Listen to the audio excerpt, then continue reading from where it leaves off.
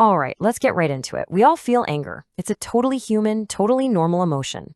But here's the thing, how we respond to that anger, well, that's a choice. And it's a choice that can literally save our relationships, protect our careers, and change how we feel about ourselves. So today, we're going to build the toolkit you need to master that choice. Oh man, I think every single one of us knows that feeling, right? That hot, sinking feeling in your stomach right after you've said something you wish you could just snatch back out of the air. That's exactly what we're tackling today, how to turn that moment of regret into a moment of control. You know, if we're serious about building new habits, we first have to get brutally honest about the real impact of our current ones. So let's pull back the curtain and take a hard look at the actual price we pay when anger is in the driver's seat. It's really like a domino effect, isn't it? It's not just one thing. Unchecked anger, it chips away at the trust with people we love. It can absolutely tank our reputation at work. And maybe worst of all, it erodes how we see ourselves, leaving this heavy residue of guilt and stress. Each one of these costs feeds the others. And before you know it, the price tag is just way too high. Okay, so how do we actually start to change this cycle? Well, it all begins with a huge, and I mean huge, shift in how we think about anger itself. This isn't about bottling it up, it's about understanding what it really is. Now, this right here, this is a game changer. An angry outburst isn't some permanent flaw in your character, it is a learned response. Think of it like this. It's just a coping mechanism your brain grabbed onto, probably a long time ago, to deal with feeling stressed or threatened. And the best part? The most hopeful part? Anything that was learned can be unlearned and replaced with something way more effective. This is the fork in the road we all face inside our own heads. After we mess up, we can go down that path on the left, the self-criticism spiral.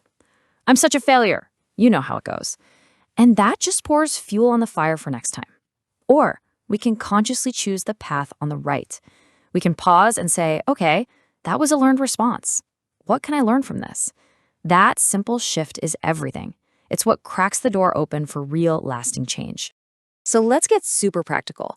What do you do in that critical moment? You know the one, when you feel that heat rising in your chest, your face gets warm, and you're about to lose it. It's time to build your in-the-moment emergency toolkit. Your first line of defense is what we'll call the tactical pause. It's 4 simple R's. First, you have to recognize your own personal warning signs. Feel it coming. Second, retreat. And this isn't about storming off in a huff. It's a strategic timeout to break the emotional momentum. Then, relax.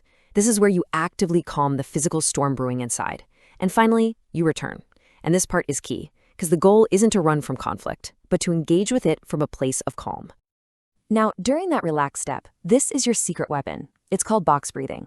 Let's just try one cycle right now. Seriously. Breathe in slowly. 1, 2, 3, 4. Now hold it for 4. And now breathe out slowly for 4. That simple act is like hitting a reset button on your entire nervous system. It's incredibly powerful. Okay, here's another amazing in-the-moment strategy. It's called reverse action. Your mind and your body are in constant conversation. So when your brain is screaming, get loud, tense up, you do the exact opposite. You feel the urge to yell, deliberately lower your voice to a whisper. Your shoulders are up by your ears, consciously drop them. You're basically sending a message back to your brain saying, hey, false alarm, we're actually okay. All right, so now we have our emergency first aid kit. But for real mastery, we need to go deeper than just managing the symptoms. It's time to put on your detective hat and figure out what's really causing the fire in the first place. This is so important to remember. The anger that you feel, the part that everyone sees, that loud, fiery emotion, it is almost never the whole story. It is just the tip of a very, very big iceberg.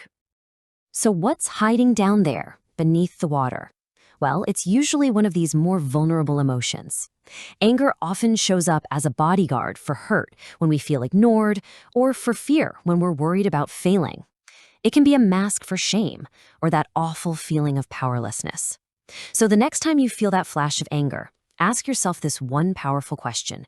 What is this anger protecting? So far, we've been focused on what to do when the fire is already burning.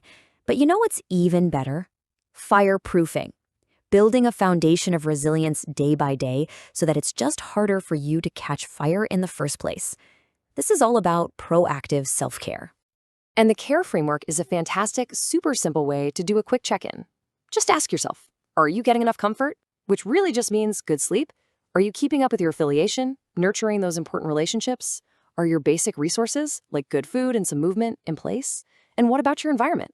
Are you surrounded by people who lift you up? Think about it.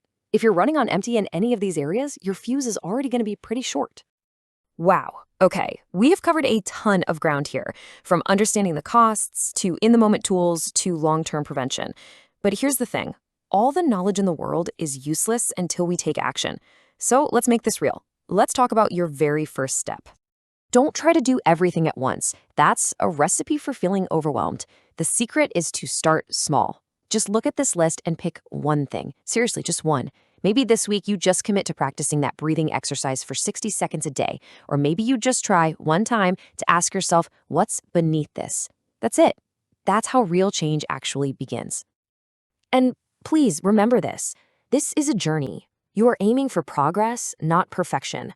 Every single small step you take, every time you choose a new response, you are building that path toward lasting change and, honestly, toward a lot more peace. So, in the end, it all comes down to this single choice. And it's a choice that is 100% yours to make. Are you going to continue letting old, automatic reactions run the show?